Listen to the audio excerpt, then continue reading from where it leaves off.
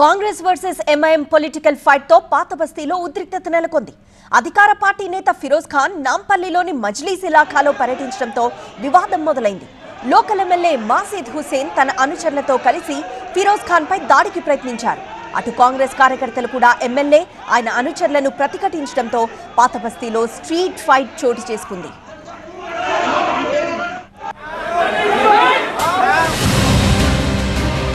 తాను ఓ కాంట్రాక్టర్తో రోడ్డు పనుల గురించి మాట్లాడుతూ ఉంటే ఎంఐఎం నేతలు తనపై దాడికి పాల్పడ్డారని ఆరోపిస్తున్నారు కాంగ్రెస్ నేత ఫిరోజ్ ఖాన్. ఆ పార్టీ అక్రమాలను ప్రశ్నించినందువల్లే తనను ఛాలెంజ్ చేస్తున్నారని మండిపడుతున్నారు ఆయన.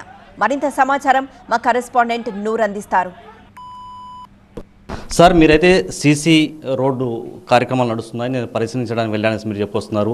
కానీ మీరు అక్కడ వచ్చే అర్హత లేదు, హక్కు లేదనేసి కూడా ఎంఐఎం పార్టీ నేతలు అయితే చెప్పొస్తున్న పరిస్థితి. అసలు ఫ్యాక్ట్ ఏం జరిగింది, ఎందువల్ల మీ పైన దాడి చేసిన పరిస్థితి ఏర్పడింది? ఈరోజు 3 ఎకరాల్లో ద్రాక్ష సాగు ద్వారా 22 లక్షలు సంపాదిస్తున్నారు మంజునాథ్ గారు. మీరు ఆయన నుండి ఈ సాగు గురించి నేర్చుకోవాలా? అయితే ఫ్రీడమ్ యాప్ ని డౌన్లోడ్ చేసుకోండి. ఎంఐఎం పార్టీ మాకు 20 years నుంచి ఇదే పంచాయత్. ఇట్లా మొత్తం రోడ్ నువ్వు డిక్ చేసినావా, సివేజ్ పని చేయలేదు, నువ్వు ఉట్టి రోడ్లు వేస్తున్నావా, నీ వర్క్ ఆర్డర్ ఎక్కడ, నువ్వు క్వాలిటీ పని చేయవు అని మీ మీద కంప్లైంట్లు ఉన్నాయంటే మీకు ఎందుకన్నా అది అని మొదలుపెట్టినారు. మేమన్నాం ఓకే ఫైన్, మేము డిప్యూటీ కమిషనర్కి కంప్లైంట్ ఇస్తాం, జోనల్ కమిషనర్కి ఇస్తాం, జిహెచ్ కమిషనర్కి ఇస్తాం, ఓకే ఫైన్, ఇన్స్పెక్షన్ చేపిస్తాం, రైట్ అని నువ్వు వెళ్ళిపో అని మేము ఎవరికి దెబ్బ తగిలింది అతనితో మాట్లాడుతున్నాం. ఇమీడియట్గా వాళ్ళు ఫోన్ చేసుకొని మొత్తం మా ఎమ్మెల్యే నాంపల్లి జాఫర్ హుసేన్ ఇంకా 50 మంది వచ్చి మాజిద్ హుసేన్ వాళ్ళు వచ్చి మా మీద అటాక్ చేసినారు. అటాక్ చేస్తే మేము గమనుకున్నాం అంతే.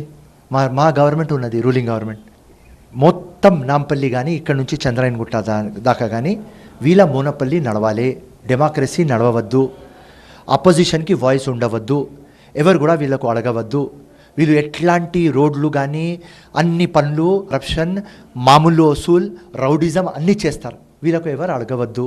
అండ్ ఫిరోజ్ ఖాన్ ఖచ్చితంగా ఒక్క ఫెలో, ఎందుకంటే వాడు గెలిచినాడు 2000 ఓట్లతో, వాడికి 62,000 ఓట్లు పడినాయి, నాకు 60,000 ఓట్లు పడినాయి. సో 1% ఎంఐఎం మీద డిపాజిట్ వచ్చింది, 2000తో ఓడిపోయినా అంటే నేను. సో అసదుద్దీన్ కానీ మాజిద్ హుసేన్ కానీ కషితో ఉంటారు ఎప్పుడు. ఫిరోజ్ ఖాన్ ఎక్కడ వస్తే అక్కడ రావాలి, ఇట్లా గుండా పనులు చేయాలి.